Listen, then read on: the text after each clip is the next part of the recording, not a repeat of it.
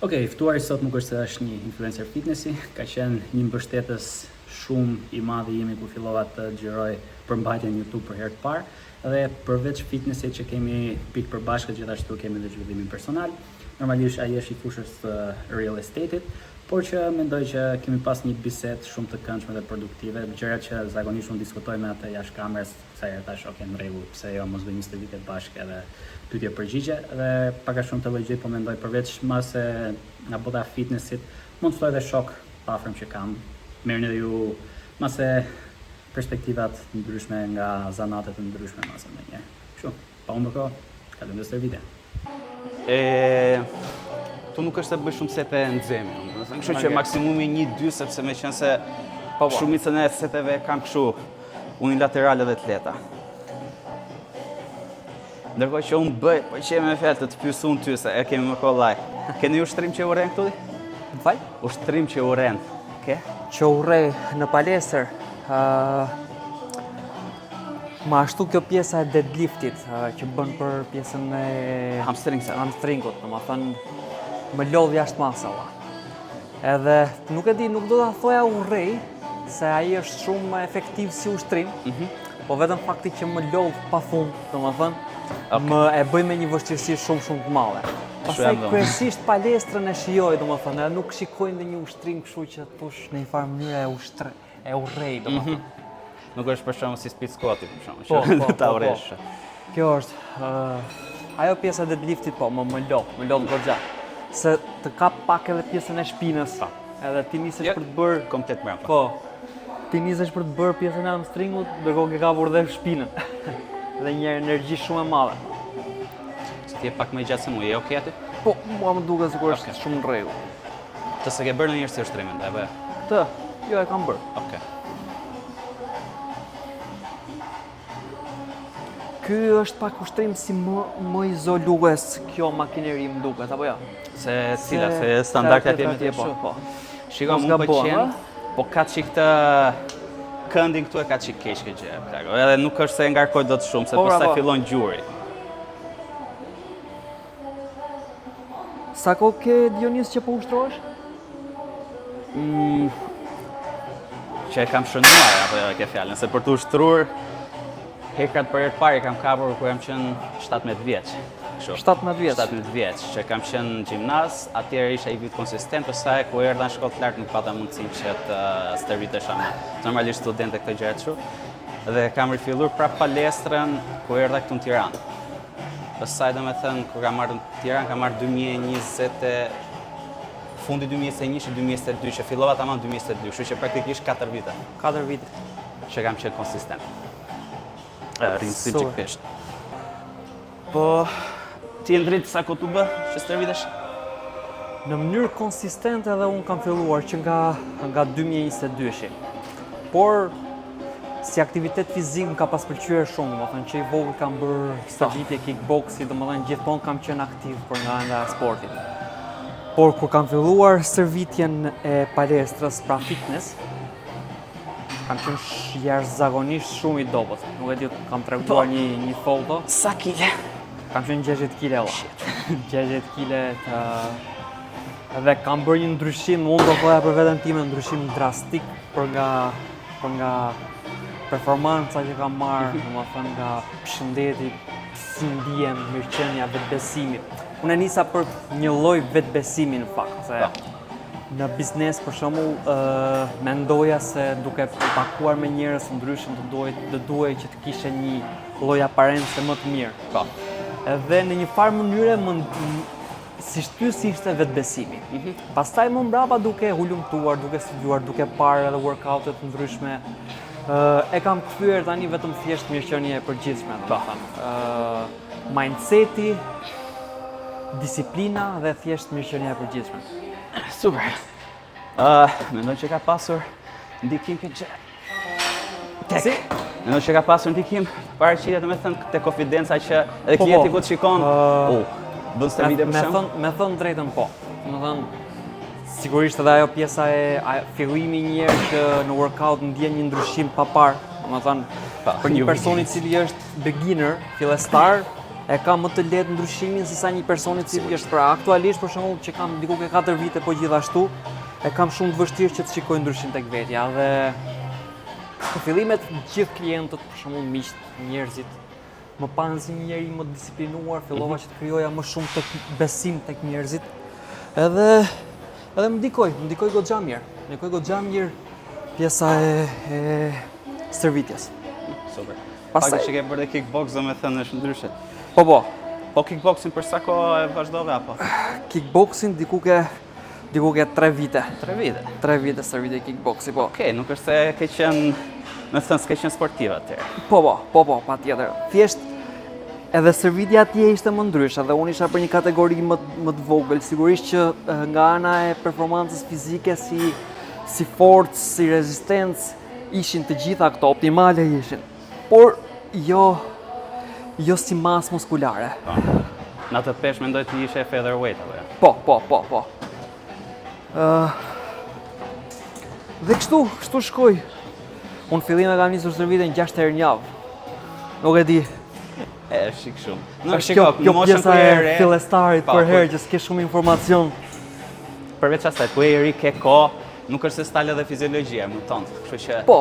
rikuperohesh, je më ndryshe. Po, është e vërtet. Madje dhash edhe më shumë fokus, më shumë rëndësi. Pra mu duk sikur fillova dhe ta ngatroja në fillimit çik, domethënë ai isha duke bërë stërvitje si një person që do nisja për të bërë në një kampionat për bodybuilding. Apo isha duke bërë stërvitje thjesht si mirëqenie e përgjithshme. Pa, kuptoj. Edhe në fillim kështu e nisa, po më pas vura re që edhe nuk është e nevojshme një herë të bësh aq shumë, po prap aktivitet fizik bëj, 5 deri në 6 herë bëj, por nëse do flasim për hipertrofi, 3 herë në javë. Optimale. Po. E madje më ke ndihmuar domethënë në gjithë këtë periudhën që kemi qenë bashkë më ke ndihmuar shumë me këshilla shumë të vlefshme, me thënë drejtën për këtë pjesë. Kush mendon që ka qenë ato këshilla, një nga ato këshilla që më vërtet kanë ndihmuar? Që të kanë thënë? Po, fakti që më thej që një muskull është më mirë për të stërvitur 2 ose 3 herë në javë, po më pak në çdo ditë. Frekuenca. Po, frekuenca dhe volumi, domethënë. Kjo ishte një nga gjërat. Po ta shikosh për shembull në pjesën më të madhe të palestrave në Shqipëri janë fusin bëjnë nga 1 orë gjys 2 orë çdo ditë. Energji e argëzuar kot, domethënë. Nëse do të djegësh kalori më mirë shko bëj vrap. Mendoj që shumica këtë ka ngatron stimulin me lodhjen edhe sasin me cilësinë domethënë. Mendoj që sa më shumë është më mirë. Është për faktin shiko, sepse nuk e ti ta kam thënë këtë konceptin. Në anglisht quhet recency bias, nuk e di se si mund ta themi në shqip, po në vjet trasha është kjo gjëja që ne si njerëz kemi përparësim të japim ngjarjeve që kanë ndodhur tani që janë më të hershme, më të nishme se atyre të hershme. E çan do. Përpara për shembull flas në kohën e jo Silver Era-s, mbase se Silver Era mund të kenë filluar që të përdoren anabolikat, po Bronze Era. Po ta shikoj njerëzit atëre, stërviteshin 3 herë full body maksimumi ose upper lower, këto gjërat ishin kështu. Mirë po, gjithçka ndryshoi pastaj ku erdhi epoka steroideve me Goldberg, me Joe Wilderin, Arnoldin, po që se kemë vëre. Edhe ç'a ndodhi domethënë, duke qenë se steroidet bënin të vetën lejonin për më tepër volum, edhe u bën këto splitet, Arnold split e këto gjërat e tjera, edhe kjo ndikoi domethënë njerëzit, edhe kampionat e tanishëm bodybuilding pak a shumë stërvite me volum të lartë. Edhe do shumica këta kopjojnë tani domethënë sepse janë më të hershëm, e thonë okay, kjo gjë funksionoi. Po harrojnë që është edhe pjesa farmaceutike që në rol këtu domethënë, edhe kjo është ajo gjë që nuk funksionon. Po, është shumë vërtet. Momentalisht jam me këtë workoutin upper body, lower body dhe full. Shumë mirë, 2 frekuencë. Dhe po, më duket shumë optimale, më ka dhënë goxha përmirësime, me thënë drejtën. Edhe në energji gjatë ditës, se vjere më përpara si kur argjoja shumë energji. Sa përstërvitje po bënte? Po përpiqem 10, po Okej, super. ke kjo këma këtej e lash deri në dështim. Nice. Me quad sa të marruam kalojmë tek hamstring aty. E ne që të dy jemi tek zhvillimi personal, normalisht lexojmë. Ka libër duke lexuar deri tani, ose më saktë tani. Për momentin po lexoj një libër quhet Art of Persuasion të Bob Borg, është autori. Këto kohët e fundit jam përqendruar shumë ke këto aftësitë e shitjeve, aftësitë e bindjes. Edhe është një libër shumë interesant, domethënë një nga gjërat më të bukura që kam mësuar tek ky libri është se nëse do që ta bindesh një njeri, duhet të tregohesh diplomat. Domethënë asnjëherë nuk duhet që një person, klienti, miku, kushdo, partneri, të ndjejë sikur ti po i bëhesh armik. Në momentin e parë që ai të ndjen se ti po i bëhesh armik, pra po e kundërshton dhe nuk je palë me atë, atëherë fillon mosbesimi ndaj teje dhe nuk ka shanse në atë moment që ti ta bindesh atë. Domethënë, të përpiqesh tregohesh diplomat, duke u bërë palë me atë, po dhe duke i dhënë atë pikpamjen tënde. Për shembull, Super i bukur. për shembull, do ikim me pushime ku ta di unë në jug. Ti nuk e jo, jugu është i shtrenjtë të gjatë, po i thon, "Okej, mendoj që jugu është një alternativë e mirë thua ti, por mendoj që Kroacia për shembull është një alternativë më e sa mirë." provojmë një herë këtë, se ndoshta këtu tek në Kroaci mund të provojmë disa gjëra të tjera. Okej. Dhe fillon dhe i jep disa argumenta të tjera që ta bindesh sepse duhet shkosh në atë gjë. Interesante. Ka ndihmuar shumë edhe në shitje, edhe mënyrën se si tashmë po i ka përcej kundërshtimet me klientët, edhe mënyrën se si po qasen ndaj klientëve, energjinë që po i jap klientëve, se ti di që unë jam në industrinë e real estate-it, domethënë tashmë prej 7 vitesh. Ata se din sa rrova të Po, rreth prej 7 vitesh në industrinë e real estate dhe kohët e fundit njerëz, sidomos në këto kohë që jam marrë me zhvillim personal, leximi më ka ndihmuar pafund. Është një must, mendoj. Ti çfarë po lexon? Realisht së fundmi, mos harro të thashë edhe pesh. Por i lexoj ca libra që i kam lexuar më parë, sepse ndonjëherë mendoj që është më mirë të rilexosh një libër se sa të lexosh libra të rinj. Po. Edhe unë kam thënë që ky libër im po bëhet si ajo që ka qilimi Pelelopës që ditën e shqipt natën nuk ashtu, po kam arritur te pjesa fundit edhe po lexoj ca libra rreth fitnessit për shembull. Një gjë interesante që du të dihesh kjo pjesa se po ta kesh vënë re, shumica trajnerëve domethënë postojnë transformimet e klientëve, se si u dobësua këto gjëra të shumta, po e ke vënë re domethënë që sa për këtyre klientëve domethënë e mbajnë atë lloj gjëje? Atë lloj transformimi? Po. Që sa vetë ta kthejnë pastaj prapë tek ajo gjëja. Edhe kjo më intereson domethënë që nga gjitha që shndrohen, që marrin, po them, atë glow upin e këto, sa e mbajnë atë dhe sa kthejnë tek ajo. Edhe kjo më duhet si fakt që Po, se ndoshta japin rezultate që janë të shpejta sakt. dhe jo afatgjate. Atë më. Po, sepse dhe nuk përpiqen që t'japin këshilla për një transformim i cili mund të qëndrojë për një kohë të gjatë, më për thënë- gjithë stili jetesës. Sakt. Para një muaj, pata mundësinë që një nga shokët e mi të mjetë i klient që të thash, që ta servisja.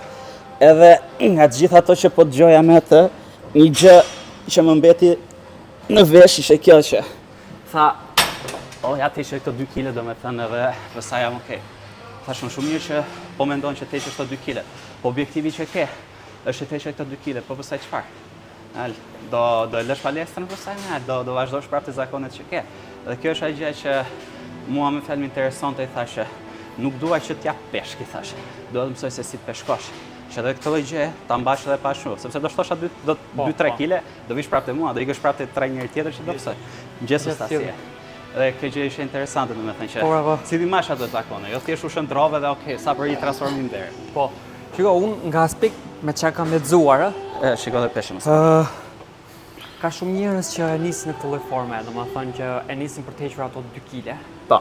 Edhe heqin ato 2 kile, 3 kile apo objektiv me rezultate. Objektivin që ato kanë dhe në fund pastaj rikthehen po prapë tek jeta. Megjithatë unë besoj që një zakon i mirë, siç mund të jetë palestra, ku diun mund të jetë lënia e duhanit apo ku diun çdo lloj zakoni tjetër që mund të përpiqesh që të ushtrosh për një periudhë të shkurtër kohore, besoj se të shtyn për të bërë dhe zakone të tjera të mira. Domethënë, kjo të paktën është një gjë e mirë. Është inerci. Domethënë, është inercia se ti fillon e pëlqen rezultatin e diçkaje dhe je i motivuar që të vazhdosh të marrësh rezultate nga gjëra të tjera.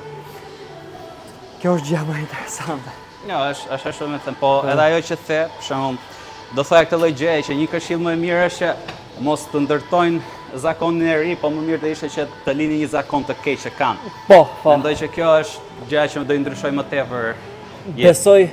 Besoj 100% unë kam thënë këto kohë për shembull. Nuk kam qenë duampirës, Po. por tek tuk ndizja në cigare edhe ndoshta edhe thjesht po e gënjeja veten që s'jam duampirës. Po. Dhe vura re në një moment që sikur cigaria po më bëj shprehi dhe vendosa totalisht ta lija. Një zakon tjetër scrolli. Bllokova të gjithë aplikacionet që janë Instagram, Facebook, TikTok. I bllokova se po ndjeja një lloj shpërqendrimi të frikshëm. Edhe duke i parë që janë për shembull janë zakone të këqija, dhe tani që i kam frenuar, se i kam hequr, ndjemi të çliret valla. Jam super i lirshëm, ndjem super produktiv gjatë ditës, ndjem perfekt. Dhe shtyhem që të vazhdoj të bëj zakone tjera më të mira. Është po prapë një ndaj gjë. Ndjem i motivuar gjatë gjithë ditës. Shumë e çuditshme. Compounding edhe. Po. Kishe set punë, kështu që shikoj Set punë, po. Shiko, duke qenë se sot domethënë kam light day, Po. edhe është kjo gjë. Po. Që ku i ke peshat e lehta do të shkosh në dështim. Po.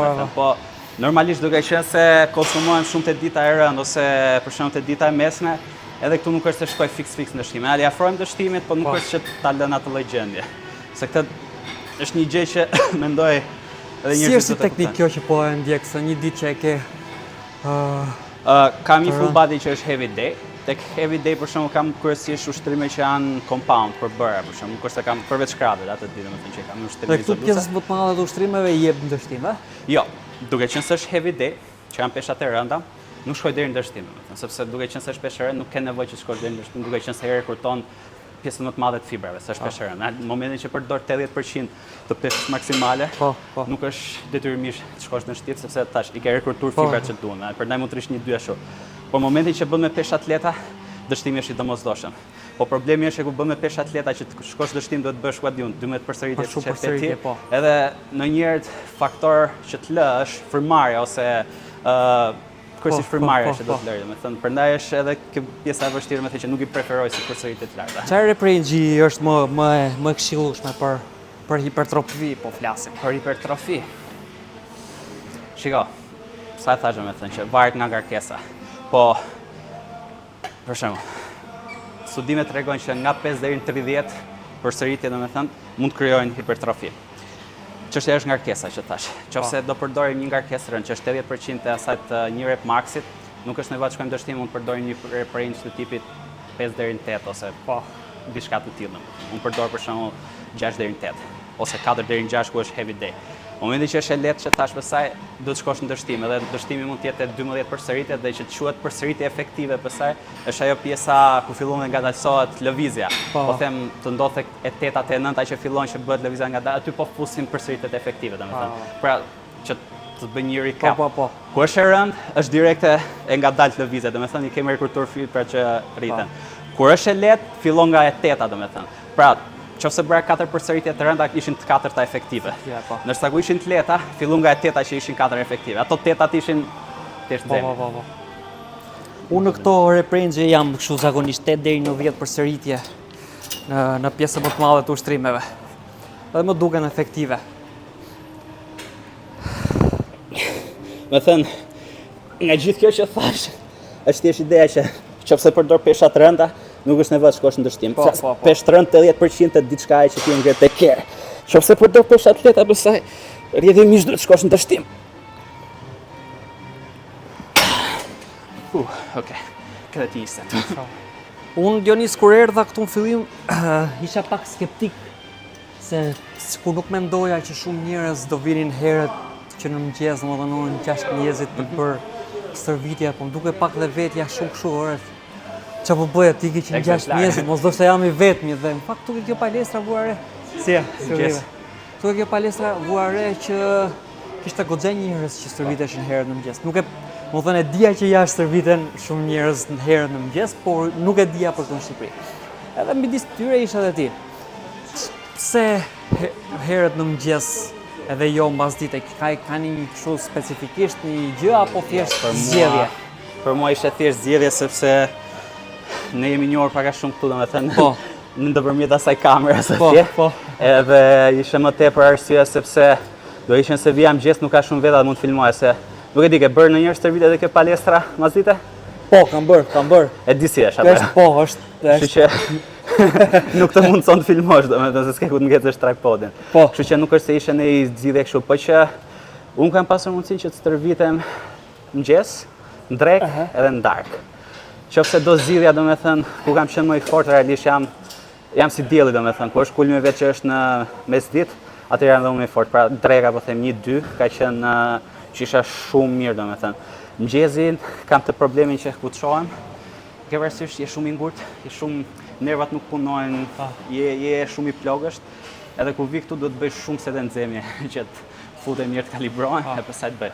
Në darkë pastaj ishte problemi tjetër që kisha fuqi, po në momentin që stërvitesh afër orës gjumit, në zinxin të gjumit se ishe aktiv.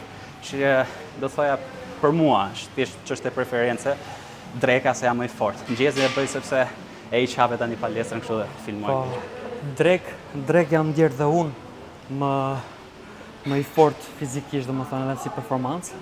Çështja është se rutina e ditës, aktivitetet të marrin dhe përveç asaj, se unë e kisha vënë që në darkën, nëse do stërvitesha në darkë, nuk i kushtoja kohë familjes.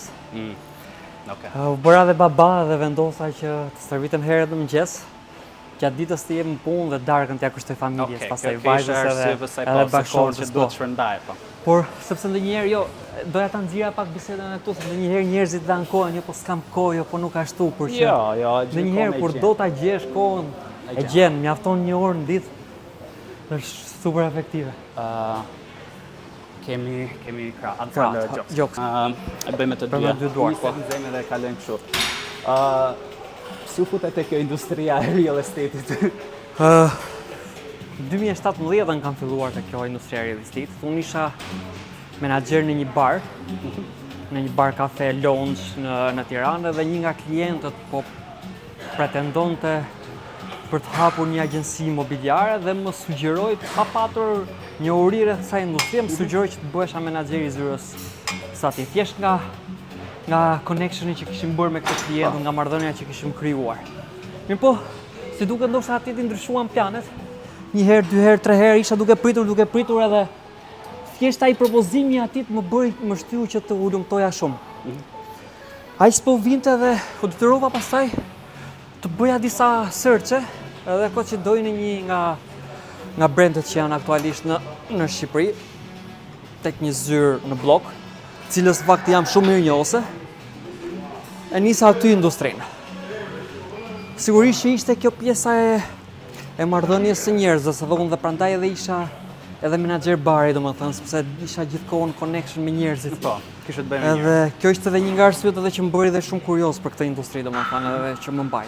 Plus që dëgjova pastaj që kishte edhe të ardhura, përfitime, nga ulumtimet që bëra, ishte edhe kjo pjesa që të zhvillonte shumë si punë.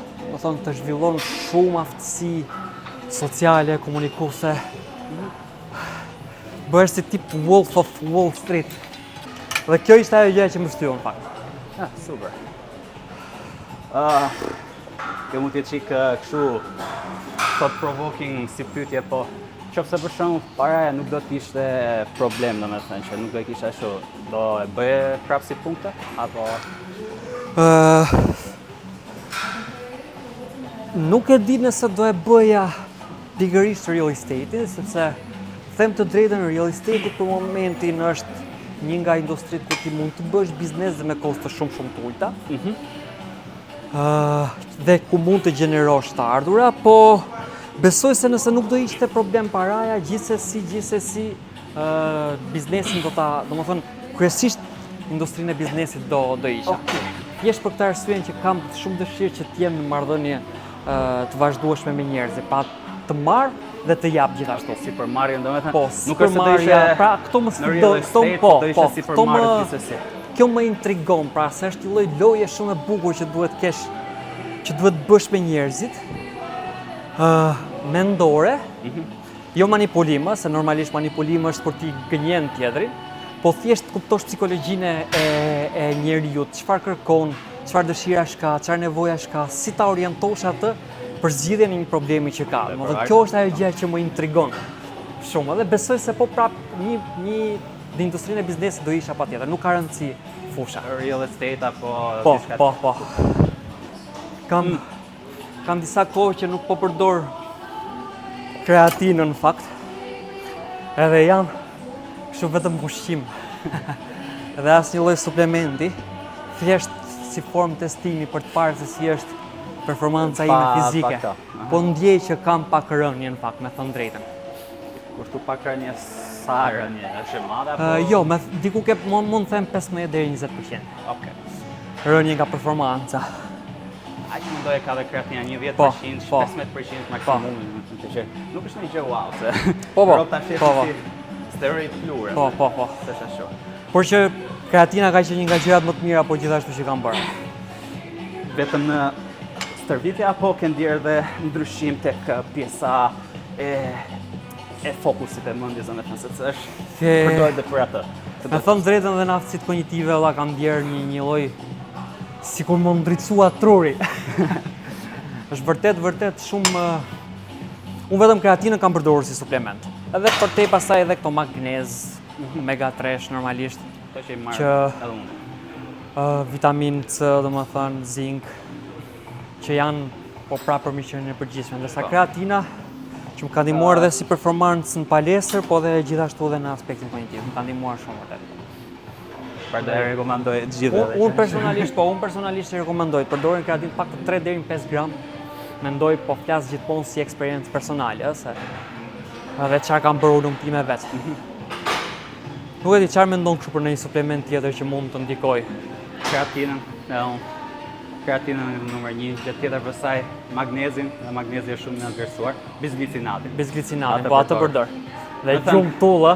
Të, edhe tani e di çfarë bën përshtypje që shumica jemi në një vend që ka diell, po shumica janë deficient nga vitamina D. Dhe vitamin D, shoqëruar me këtë dy, to 3 e marr unë. Protein plur nuk është se e përdor, jo se ka në i gjë kështu, po e marr nga ushqimi, kështu që e plotësoj nevojën e proteinës nga ushqimi. Gjithashtu vitaminën e gjumit. Vitaminën e gjumit. Kur kam bërë gjumë të mirë, realisht ndryshon moodi, ndryshon dita, ndryshon performanca, gjitha dhe ndryshojnë. Steroidi. Ai është steroidi numër 1.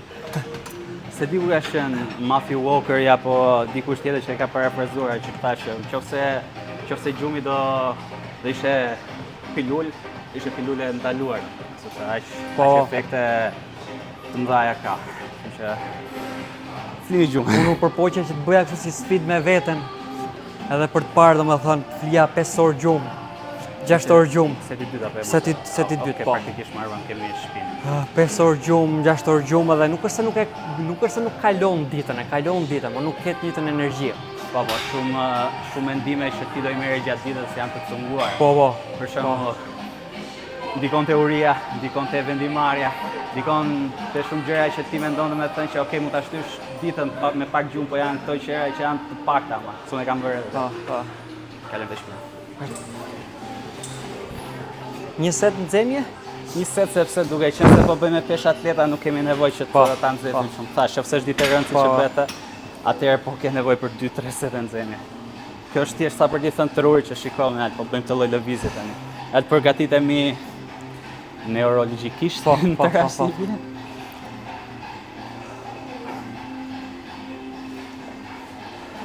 Okej. Përshëm, po ka që do dhe ti? 20 do dhe kështë. Okej, mirë është. Fillim të që gjurë mua për shumë që këshillën e frekuencës për qevi. Dhe një do të bëj unë të pyetje, imagjino sigur unë po futem në industrinë e real estate-it. Si një fillestar, çfarë do më thoje mua që të kem parasysh?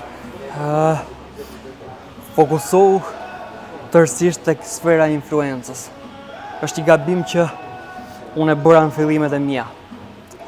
Sfera e influencës është gjithë rrethi jot që ti ke ndërtuar deri në këtë moment, i njerëzve, i miqve, i shokëve, shok nga gjimnazi, shok nga në një kurs që mund të kesh bërë, shok nga palestra. Fokusohu që ata të jenë të mirë informuar që ti merresh me industrinë e real estate. Sepse kushdo sot do të blej apo të shesi një pronë. Ndoshta jo sot në këtë moment tani, po ndoshta mas një viti, ndoshta mas 2 vitesh. Do vi një moment që do duan të blej një pronë, do vi një moment që do duan ta shesin një pronë.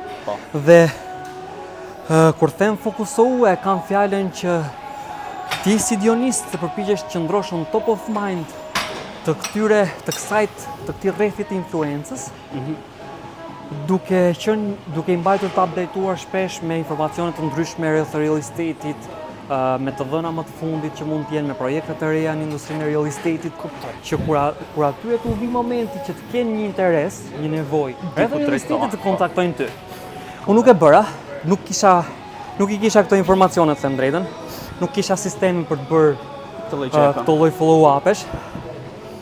Edhe kam humbur në fillimet, pra nuk kam qenë një agent shumë performues që në fillimet e mia. Po besoj se ka ardhur një moment që e zotroj në mënyrë jashtëzakonisht shumë të mirë, domethënë pjesën e trajtimit të klientit, edhe mbarvajtjen e tij, follow-upin, të gjitha domethënë që ka të bëjë në real estate. Ishte dështimi mësuesi jot në një materas apo edhe libra që lexove, domethënë ku ishte ajo që të bëri që të kuptoj këtë? Shiko, unë kam vënë re në gjithë këto kohë, kam parë agent imobiliar. Peshën në ke kesh? Po, mirë është. Kam vënë re agent imobiliar që mund të jenë performues sepse kanë një pikë të fortë të tyre, i cili mund të jetë përgjigja shpejt ndaj klientëve. Kam parë agent imobiliar që si pikë të fortë mund të kenë energjinë. Kam parë agent imobiliar që si pikë të fortë mund të kenë etikën. Disa të tjerë për ata mund të quhet pikë e fortë manipulimi. A e kupton? Unë kam dashur që të gjithë pikat e mira dhe të forta që duhet të ketë një agent imobiliar të mos i kem natyrshëm, siç këta mund të kenë patur në një pikë tek tuk natyrshme. Kam dashur që çdo pikë nga këta ta perfeksionoj tek vetja ime. Edhe besoj se kombinimi i dështimit bashkë me ulëmtimin, me kërkimin, me informacione, me dëshirën për të mësuar, më ka ndihmuar që ta arri këtë fazë. Të skillsetin që ke tani. Sepse dua të jemi kompletuar në të gjitha anët, pra nuk dua të jem thjesht një diçka që vjen nga vetja ime. Duhet të jemi self-made, një person i ndërtuar për këtë gjë. Po, ti ke një tipar tëndi që je më i mirë ta gjeja dhe këto gjëra të saj. Po, atë e kombinon sigurisht, tiparin më të mirë e ke dhe por e kombinon dhe me të gjithë karakteristikat e tjera që duhet kesh. Është interesant. E kush është ai tipari jot? Mendon që unë besoj se ka qenë etika. Etika punës. Etika më kanë ndihmuar. Të qenurit gjithmonë ndërgjegjshëm me klientët, të qenurit gjithmonë kohë para tyre, duke i treguar për diçka dhe nëse është diçka që nuk vlente për ata, u thoja që nuk vlen për ty, pra mos e merr. Dhe kjo sinqeriteti në një farë mënyre, ndershmëria para tyre, mund të më ketë bërë që numri i transaksioneve në fillimet të qenë më i ulët. Por ndërtimi i raporteve dhe i marrëdhënieve në kohë afat gjate pastaj, ndërtimi i besimeve në kohë afat gjatë, më ka dhënë për kohë afat gjate po flas. 8 vite. Në kohë ka agent imobiliar që futen rrin 1 vit, disa punojnë 2-3 muaj, pastaj nuk punojnë më përgjatë gjithë vitin, nuk luajnë afat gjatë. Po ikin, largohen. Kjo është ideja. Ti vetë për shembull, duke qenë se ke 8 vite, si e përkufizon suksesi ose më saktë çfarë është suksesi për ty, jo siç e mendojnë të tjerët suksesi? Për mua personalisht, sukses do të thotë të kalosh nga dështimi në dështim pa e humbur entuziazmin. Suksesi është relativ, çfarë mund të jetë për mua mund mos jetë për ty. Për mua mund të jetë sukses të bëj 100 euro. Për ty mund të jetë sukses të bësh 1 milion euro. Për mua mund të jetë sukses të ndërtoj disa aftësi të tjera tek vetja ime. Për ty mund të jetë sukses ndoshta vetëm thjesht të bësh para. Domethënë. Për mua suksesi ishte që të ndërtoja veten time një herë. Edhe besoj se në këtë aspekt e kam arritur një sukses. Pra kam arritur atë nivelin ku unë po e kam ndërtuar veten time. Sigurisht përmirësimi nuk ka fund.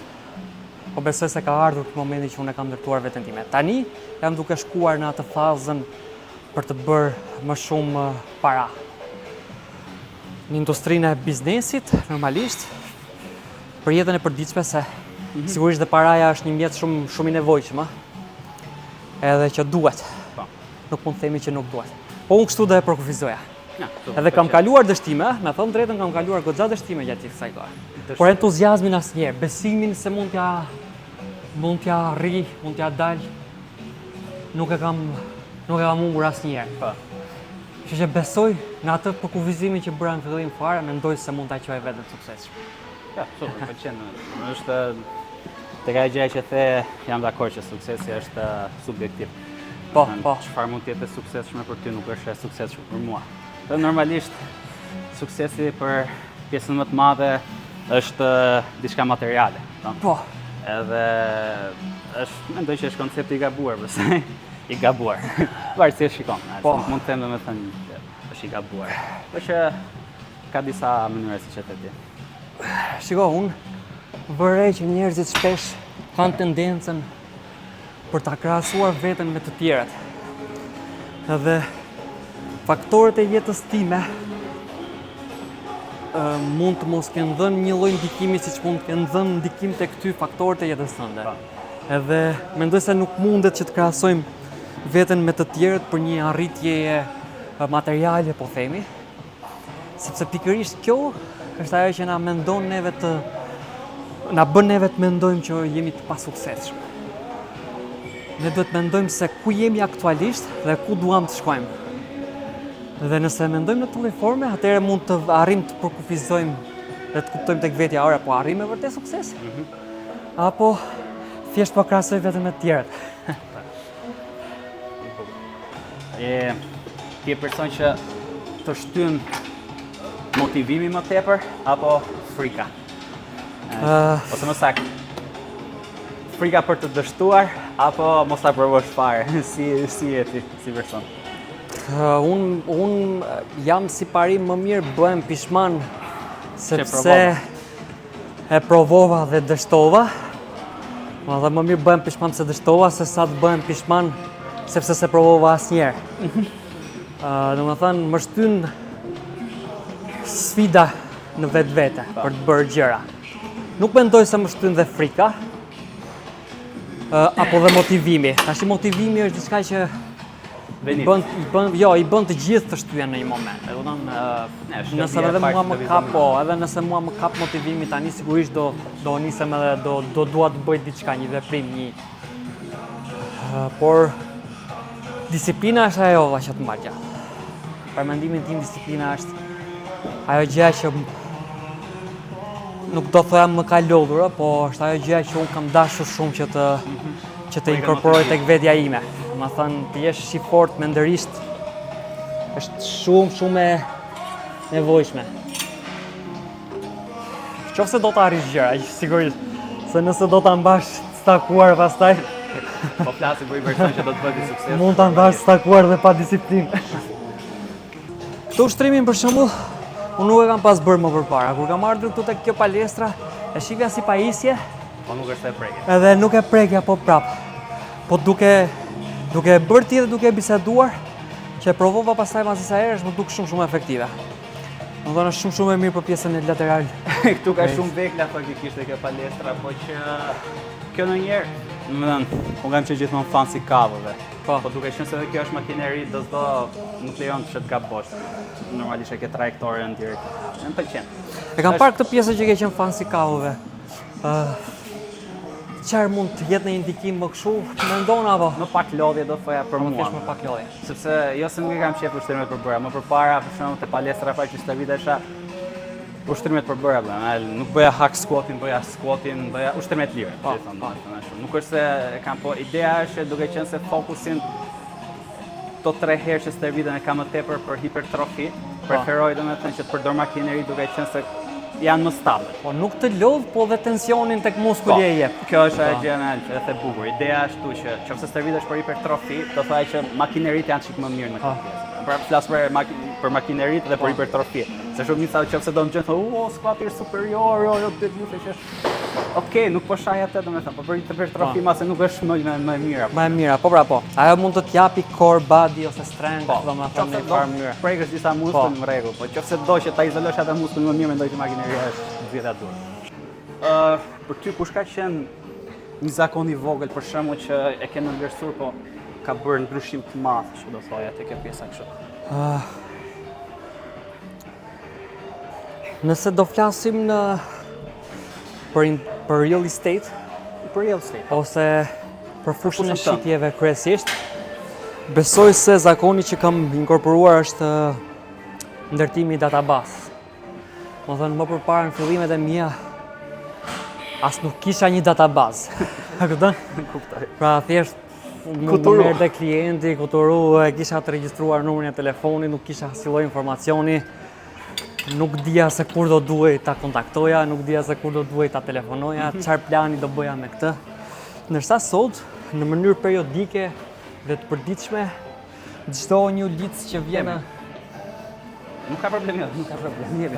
Çdo një lic që vjen në databazën time, brenda një dite është i kategorizuar në databazë me emër mbi emër, informacion, çfarë interesi ka shprehur, si është urgjenca e tij, buxheti, tipologjia që po kërkon. Kalon mirë, nuk ka problem. Më fal. Të gjitha domethënë. Dhe kjo më ka ndihmuar shumë se kam dhe një program me këtë klient, me këtë lic, se çfarë duhet të bëj në të ardhmen. Dhe besoj se kjo është një nga gjërat më shumë në real estate. Ndërsa në jetën e përditshme, zgjimi herët në mëngjes do thoya, më lejon që të bëj shumë gjëra, të cilat kanë një impakt afatgjatë në jetën time dhe ndonjëherë nuk ke kohë për këto aktivitetet të cilat japin impakt afatgjatë, e kupton? Pra ti ke nevojë për gjëra që duan të t'japin impakt menjëhershëm të përditshëm, e cila është puna, për shembull. Nëse nuk shkon në punë për ditë, nuk do marrësh të ardhurat në fund të muajit, domethënë, edhe në fund do ngelesh pa ngrënë. Ndërsa palestër mund të bësh, e kupton, për 1 muaj, 2 muaj, 3 muaj, 5 muaj dhe rezultatet do t'ja gjesh mas 2 vitesh ose mas 6 muajsh, nuk e di, pra në afatgjatë gjithmonë. Dhe zgjimi herë në mëngjes më ka lejuar këtë pjesë, që unë të bëj stërvitje në mëngjes, të lexoj në mëngjes, pra është kohë e cila është e përkushtuar për veten time dhe nuk ndërpres kohën për gjitha këto aktivitetet e tjera të cilat më japin impakt direkt. Duke qenë se çohesh herë, ti ke edhe një rutinë tënde apo s'është se ndjek një rutinë gjithë? Po them për shembull çohesh, lexon që the, po di unë, diçka që ndjek kështu gjysorëshin e parë ose gladinjosh apo nuk është? Po.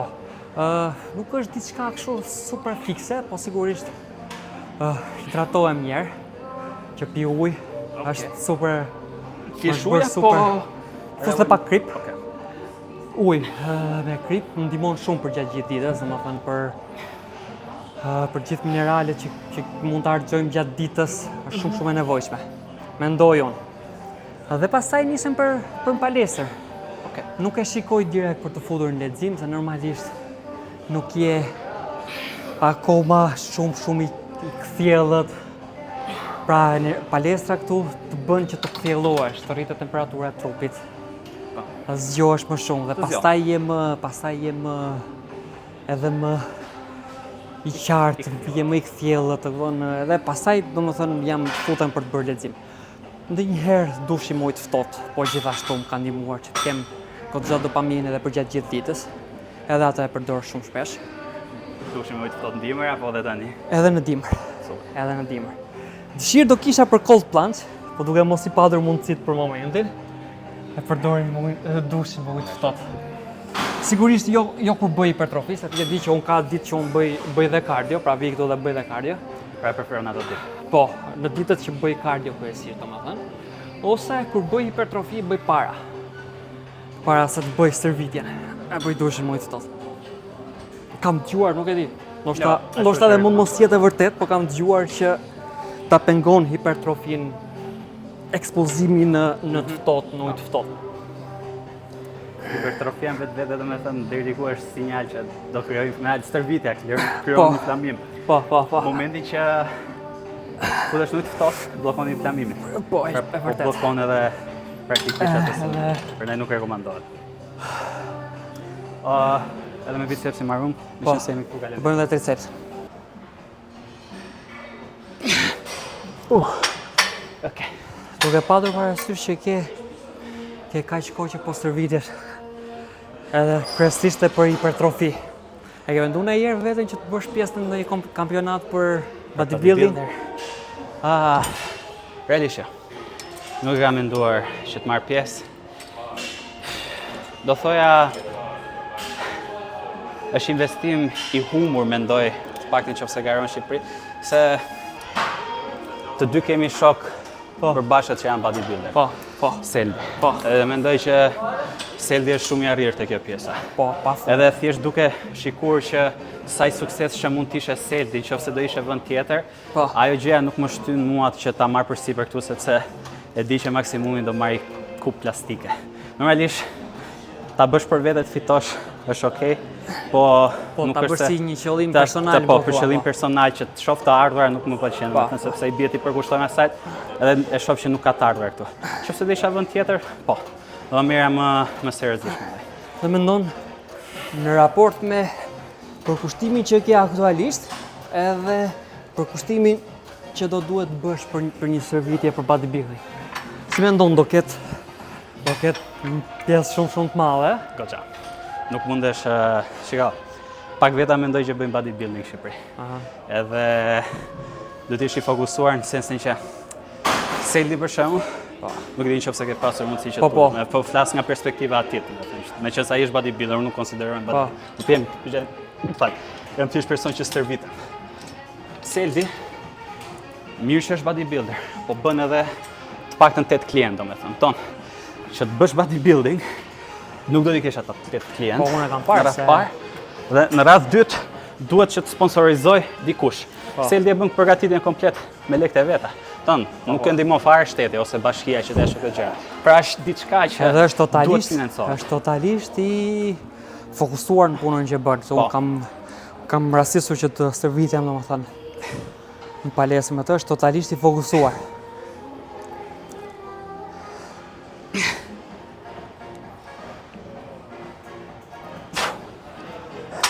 U bë dhe trend në njerë kjo pjesa e bodybuilding.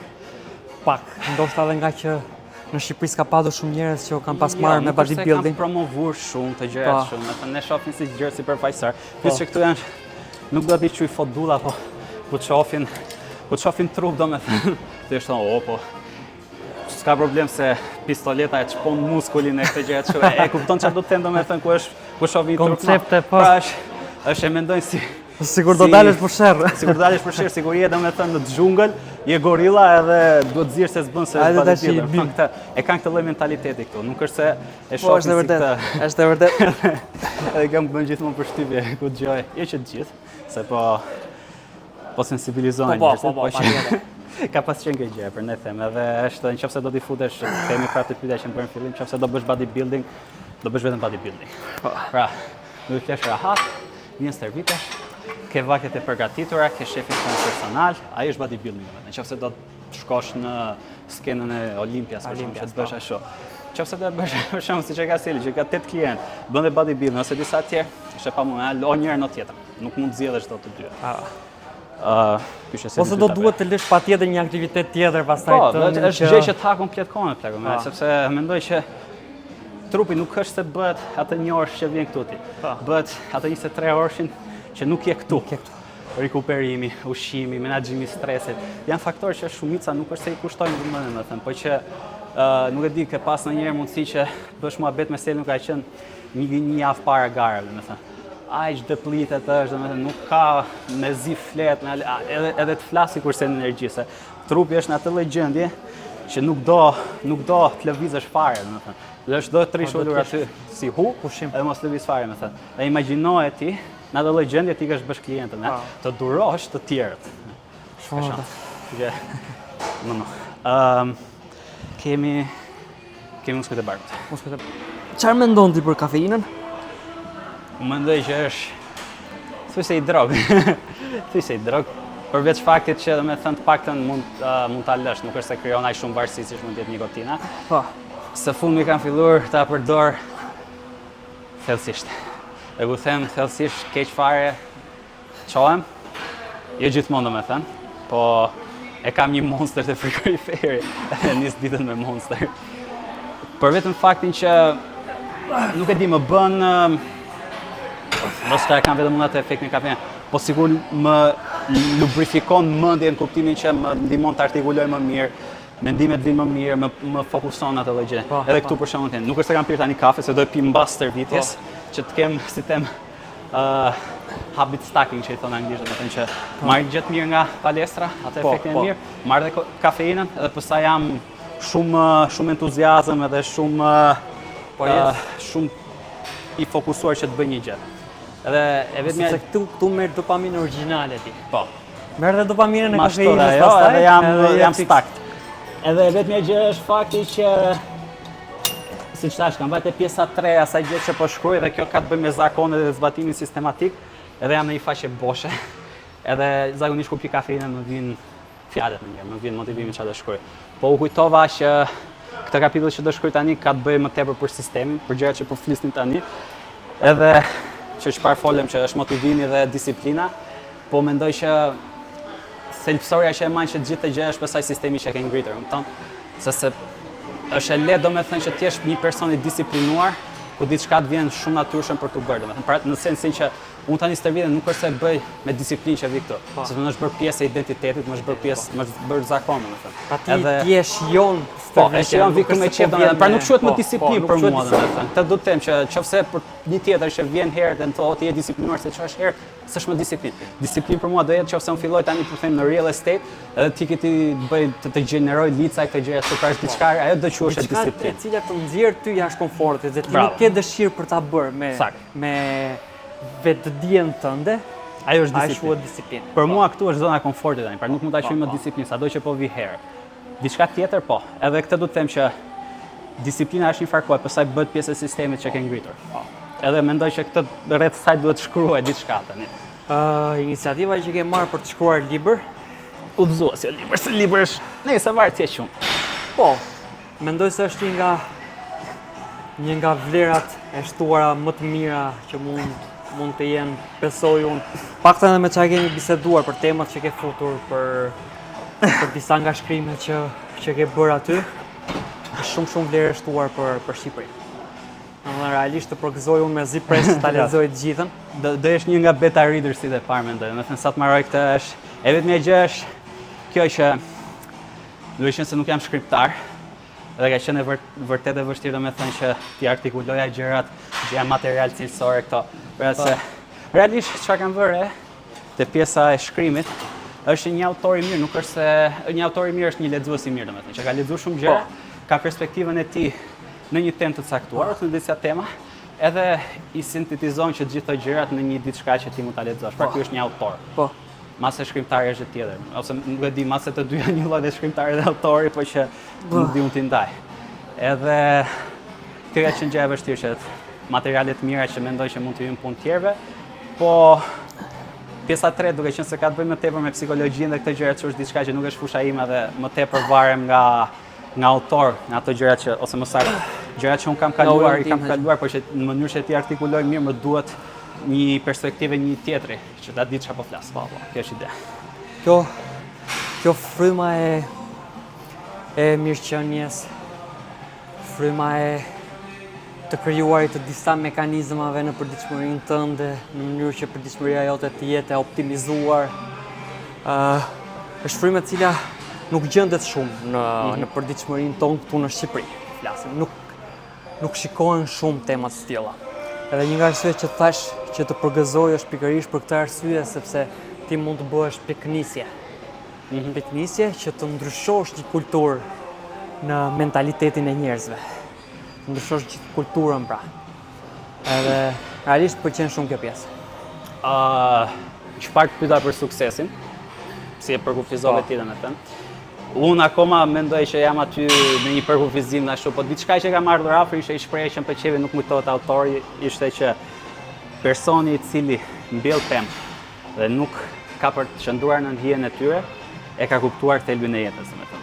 Edhe duke nisur nga kjo, diçka e tillë është edhe përkufizimi i suksesit për mua, që çkado që mund të mbjell pemë, domethënë pa çka se nuk kanë për të qëndruar në hijen e tyre. Ta sheh dikush tjetër. Është diçka që më pëlqen kjo. Po. Kemi dhe pulpat. Pulpat. Këtë preferoj domethënë që mos ikit deri këtu, që ta bëj kështu. Al thjesht ikit deri këtu, gjysmë parshi, kaq e bëj. Super. Me që po kuptoj, e pas kam bërë gabim ndoshta? Jo, domethënë edhe unë së fundi harrova pse ishte tamam arsyeja pse nuk është nevoja që të shkosh deri këtu. Kështu që mos tingëlloj edhe unë që të gjithë ditur e harrova pse kështu, po ishte diçka më e mirë, domethënë s'është nevojë që të shkoje. Mund të jetë si forma e izolimit, për shembull, kur bën bicepsin, pra nëse e çon deri në fund, po jep një tension, domethënë ideja është mund të jetë diçka e ngjashme. Nëse kur e mban të izoluar këtu, po, domethënë në momentin që shkon deri këtu e humb tensionin. E humb tensionin, po. Deri kaq e ka rrezën që është bicepsi. Pastaj këtu nuk ke më. Diçka e ngjashme. Mund të jetë një logjikë e tillë.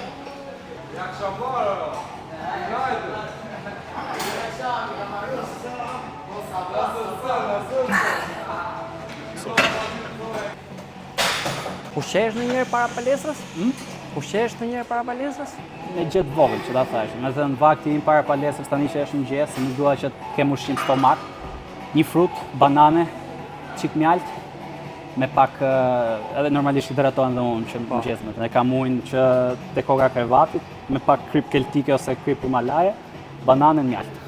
Ky është ajo. Sa të kem çik diçka për më vonë, banania, mjaltin për energji të shpejt edhe hidratimin. Se më përpara me që nëse duhet vija i ngrënë, duhet haja, po them çosha, pa diun 4 të haja ato, sa të tredheshe edhe të vija. Po.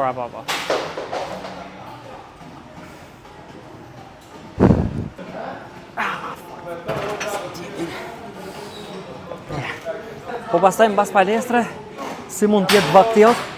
Të dëgjova mbas palestre. Mbas palestre vakti si mund të jetë? Vakti që kam kryesisht vezë. Kam marrë një granola së fundmi. E mora këtë për natyra dhe u habita domethënë që nuk ishte sheqer të shkuar fare. Që me proteina ishte mirë. Kos grek. Edhe tani nga që s'po marr vitaminën D, nuk e ham atë makarelën. Atë skrum i thonin shqip, makarele kate. Nuk është në një gjes, wow, në gjes vezë, kos grek edhe... Po shumë ushqyes domethënë, gjithsesi. Veza që merr, domethënë, shumë makro edhe mikro përbërës. Kosi grek që marr proteinën, një 250 gram kos grek, me çik granola që të kemë edhe karbohidrate. Edhe kjo. Nuk është se është në një gjes. Do kohë kështu kam bërë, nuk kam përdorur kos grek në fakt, kam përdorur kos normal. Po e kam përzier me tërshër. Po. Se dhe tërshëra është shumë burimi i fortë karbohidrati, shumë i mirë karbohidrati, po gjithashtu kush e pranon se ka ca që janë tek arnjozën. Nëse është shumë në rregull. Edhe po gjithashtu me vezë. Je full.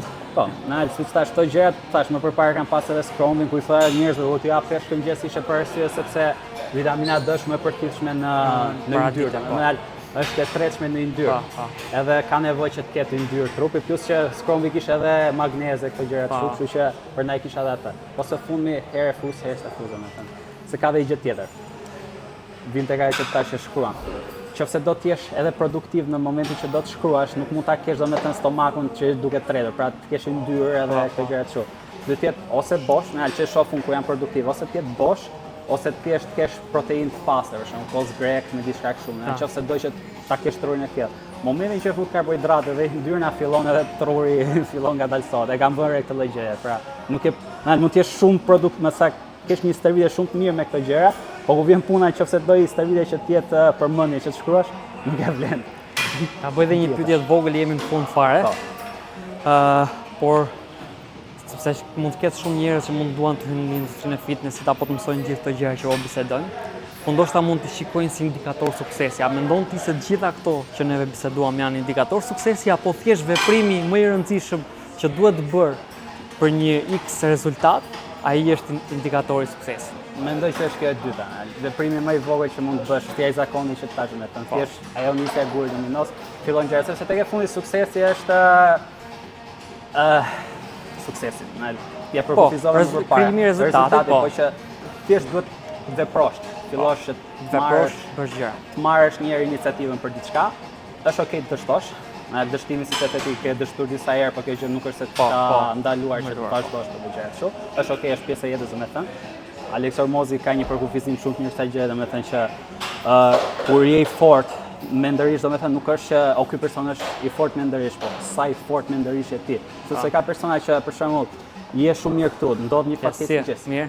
Ndodh një fatkeqësi e keqe, domethënë edhe kjo kurba bie poshtë. Sa kohë rri ti këtu, domethënë, nëse ti rri pak, domethënë rri shumë, edhe do shumë që të kthesh, nuk je i fortë mendërisht. Po nëse ndodh diçka e keqe, ti bi poshtë edhe bën direkt lart në alt, atëherë ke resilience, ke qëndrueshmëri shumë të lartë domethënë.